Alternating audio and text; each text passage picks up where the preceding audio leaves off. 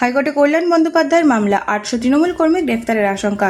তৃণমূল কংগ্রেসের প্রায় 800 কর্মী গ্রেফতারের আশঙ্কা তুলে কল্যাণ বন্দ্যোপাধ্যায় হাইকোর্টের দ্বারস্থ হলেন। তার অভিযোগ, জাতীয় নির্বাচন কমিশন পুলিশের মাধ্যমে ইতিমধ্যে এই কর্মীদের নাম চিহ্নিত করেছে। বিষয়টি অত্যন্ত গুরুতর বলে দাবি করে অবিলম্বে আদালতের হস্তক্ষেপ চেয়েছে তিনি। প্রধান বিচারপতি সুজয় পালের দৃষ্টি আকর্ষণ করে দ্রুত শুনানির আবেদন জানানো হয়েছে। এখন দেখার আদালত এই মামলার কী পদক্ষেপ নেয় এবং আদৌ গ্রেফতারের আশঙ্কা বাস্তব রূপ নেয় কিনা।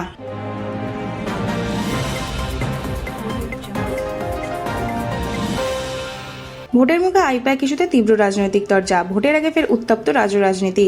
সাকেত গোখলের সোশ্যাল মিডিয়া পোস্ট ঘিরে শুরু হয়েছে নতুন বিতর্ক। অমিত শাহর পশ্চিমবঙ্গ জয় নিয়ে আত্মবিশ্বাসের দাবিকে কটাক্ষ করে তিনি বলেছেন, আচরণে নাকি ফুটে উঠেছে হতাশা। একই সঙ্গে অভিযোগ, ভোটের মুখে আইপ্যাকের 3 ডিরেক্টরকে তলব করা হয়েছে এবং রাজ্যের বিভিন্ন জায়গায় তৃণমূল নেতা কর্মীদের বাড়িতে ইডি ও আইটি তল্লাশি চলছে। কেন্দ্রীয় নেতৃত্বের বিরুদ্ধে সরাসরি আক্রমণ শানিয়ে তিনি আরও দাবি করেছেন, নরেন্দ্র মোদী ও অমিত শাহ শীঘ্রই ক্ষমতাচ্যুত হবেন।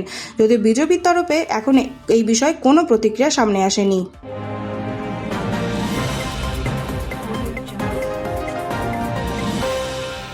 নাটাবাড়িতে বোমা উদ্ধার, ভোটের মুখে চাঞ্চল্য কোচবিহারে। ভোটের আগে উত্তেজনা বাড়ছে কোচবিহারে। নাটাবাড়ি এলাকায় এক বিজেপি কর্মীর বাড়িতে সামনে থেকে উদ্ধার হলো বোমা।